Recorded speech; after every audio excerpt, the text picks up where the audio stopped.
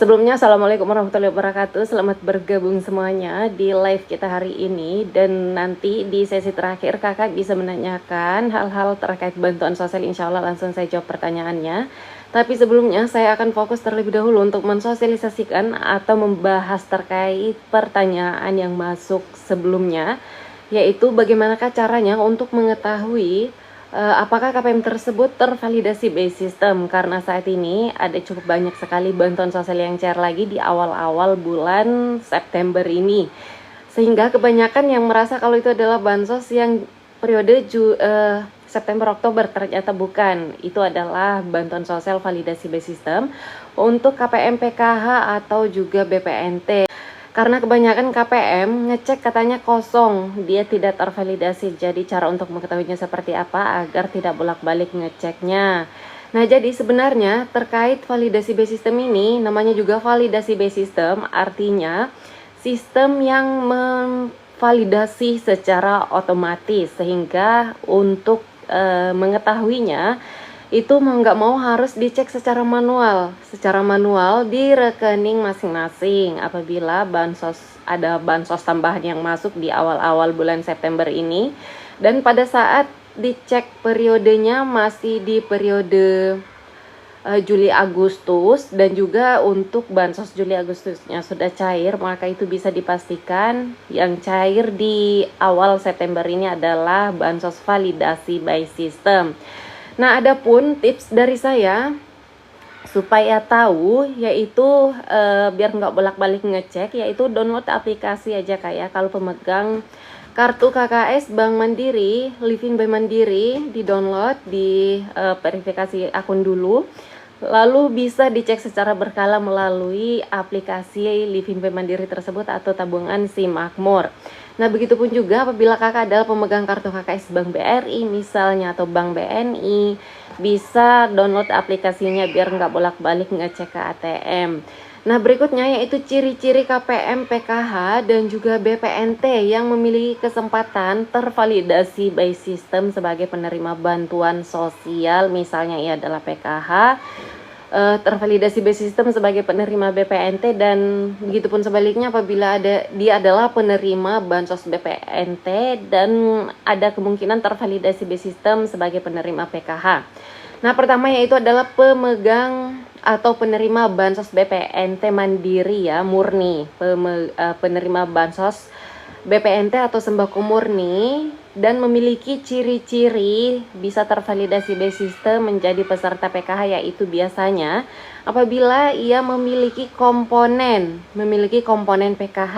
Dan kembali lagi saya ulang-ulangi, untuk komponen PKH ini terbagi menjadi 3 bagian, yaitu komponen kesehatan, pendidikan, dan kesejahteraan sosial. Cukup memiliki salah satu komponennya saja, nggak perlu semuanya ya, salah satunya aja, maka ia sudah dianggap memiliki komponen PKH. Selain itu, data-datanya juga dan juga data diri komponennya semuanya valid atau padan datanya di DTKS dan juga di Dapodik apabila ia memiliki anak sekolah.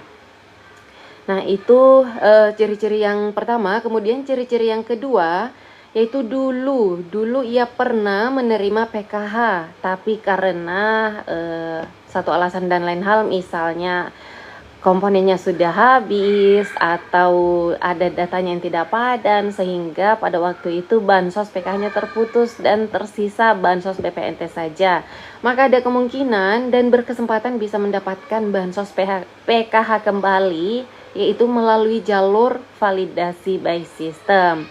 Nah, itu ciri-ciri yang kedua. Kemudian ciri-ciri yang ketiga adalah apabila sosial ekonomi KPM tersebut masuk di dalam skala prioritas, yaitu ini untuk tingkatan sosial ekonomi KPM juga ada tingkat-tingkatannya yang ada di Siksenji, dan yang bisa mengukur itu atau presentasinya itu hanya ada di pusat ya, kita semuanya tidak bisa melihat di sana, tapi itu parameternya adalah diambil dari data-data yang sudah dikumpulkan di lapangan. Misalnya pada saat dilakukan pendataan lapangan, di sana Ada biasanya diisi seperti apakah ia memiliki pendapatan sehari-hari atau tidak, apakah rumahnya terbuat dari apa, apakah selama ini pernah merasa kekurangan atau khawatir tidak bisa makan dalam 1 tahun, atau pernah membeli baju dan ukuran rumahnya apakah ia memiliki rumah sendiri atau tidak, rumahnya terbuat dari apa. Nah, parameternya dari sana semuanya diambil, dikumpul, lalu kemudian dijadikan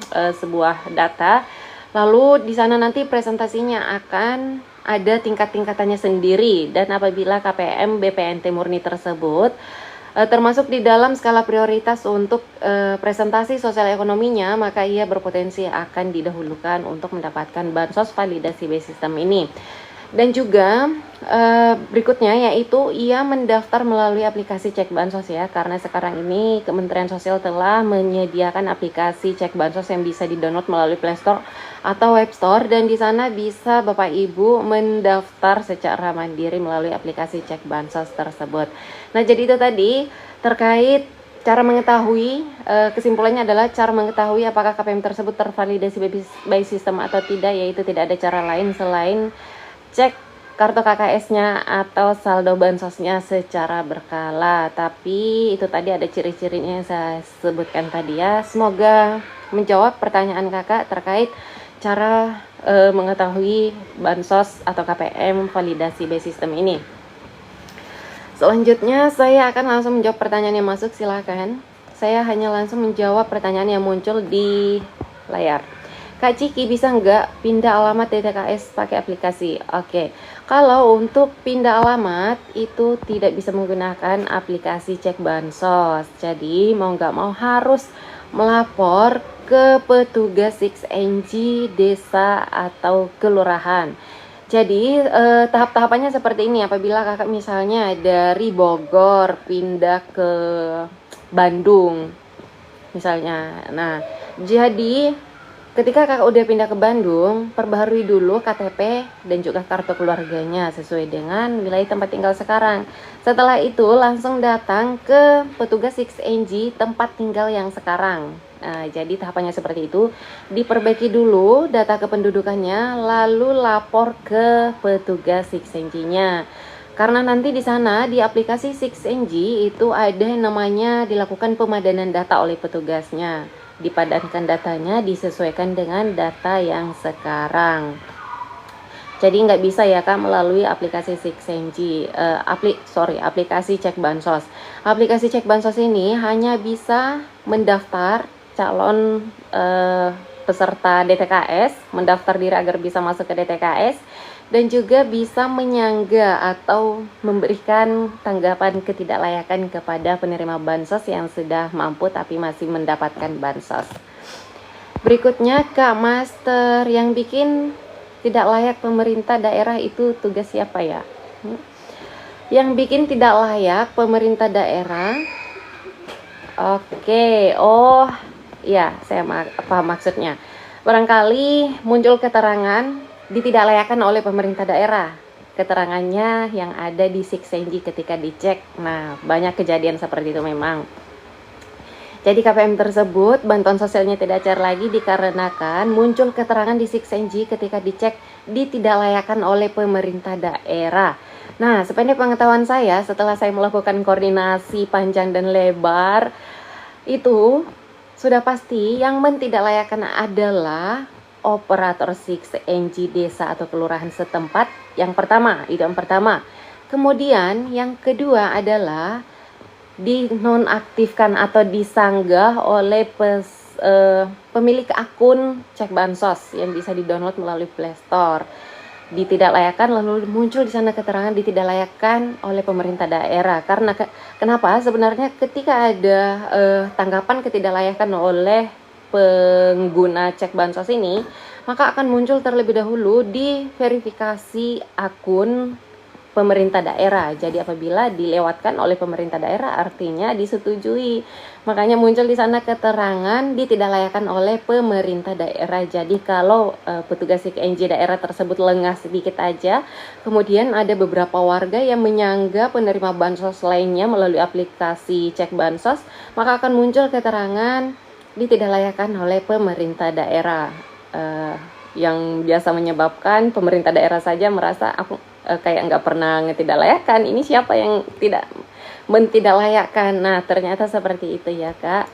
Itu sih sependapat pengetahuan saya seperti itu terkait hal tersebut. Tapi apabila ada pendapat lain dari teman-teman yang lain mungkin silahkan bisa dijadikan salah satu pengetahuan kita sama-sama.